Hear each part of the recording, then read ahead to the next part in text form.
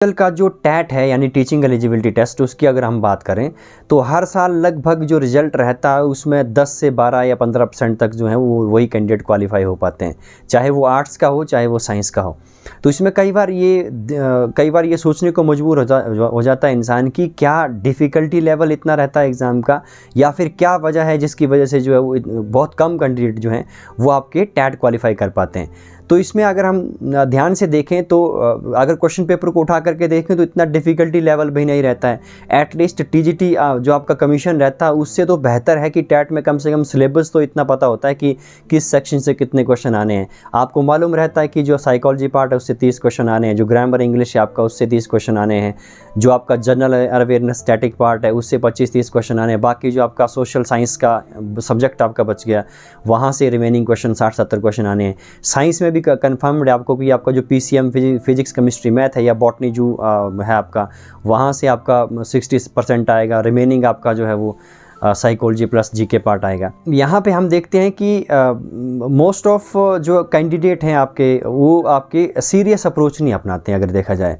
इसमें, क्योंकि पता है कि साल में 2 बार आना है, इस बार हो गया जून में तो ठीक है, नहीं हुआ तो दिसंबर में फिर से दे लेंगे। लेकिन अगर आप इसको थोड़ा सा सीरियसली लें इसको कि अपनी प्रीवियस अटैम्प्ट को अगर आप देखें कि पिछली बार जो हमने टैट में किसी के 60 आए हैं, किसी के 65 आए हैं, तो आप देखें कि कौन से सेक्शन में आपका जो है वो कम रह गया है। आप अपना इवैल्यूएशन करें कितना आपने पढ़ाई किया था। अगर 68 नंबर आपने लिया है तो ईमानदारी से क्या आप 10 दिन भी पढ़े हैं? नहीं पढ़े होंगे। तो इस प्रकार से काफ़ी कैजुअल अप्रोच लेते हैं मैक्सिमम जो कैंडिडेट होते हैं, उसकी वजह से जो है वो टैट की परसेंटेज क्वालिफिकेशन की इतनी कम रहती है हिमाचल में।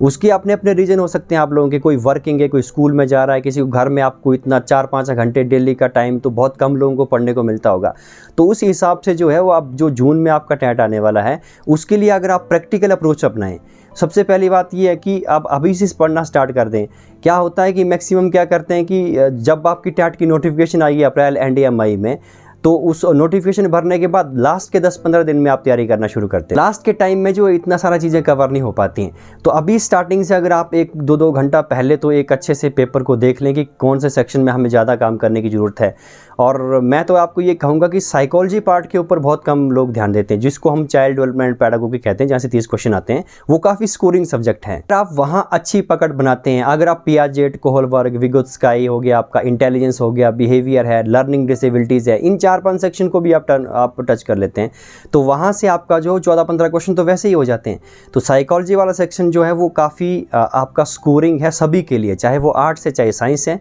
और अगर आप साइकोलॉजी वाले पार्ट को अच्छे से कर लेते हैं तो आपका वहाँ से जो आपका इंग्लिश वाला वीक पोर्शन है, जहाँ पे आपको टाइम देने की ज़रूरत है, जहाँ इतना जल्दी आप पिकअप नहीं कर पाएंगे, जहाँ आप गलतियाँ करने के चांसेस ज़्यादा रहते हैं इंग्लिश सेक्शन में, वहाँ का को कंपनसेट आप जो है वो साइकोलॉजी पार्ट से कर सकते हैं। और साथ में अगर आपका जो 30 नंबर का स्टैटिक जीके आता है या जिसको आप जनरल अवेयरनेस कहते हैं, वो आप अच्छे से बूस्ट कर लें। और आपका रिमेनिंग सोशल साइंस वाला तो मुझे लगता है कि इतना मुश्किल नहीं है कि आप 150 में से 90 नंबर या नहीं ले पाएँ। अगर आप एक अच्छी अप्रोच अपनाते हैं, अभी स्टार्टिंग से 2-2, 3-3 घंटा पढ़ाई शुरू कर देते हैं और साइकोलॉजी सेक्शन को अगर आप अच्छे से करते हैं और जनरल अवेयरनेस जीके जो भी है उसको आप सही से पकड़ पाते हैं, ज़्यादा कंटेंट पढ़ने की ज़रूरत नहीं होती है, 1-2 स्टैंडर्ड बुक्स रखो तो ज़्यादा मुश्किल नहीं है। तो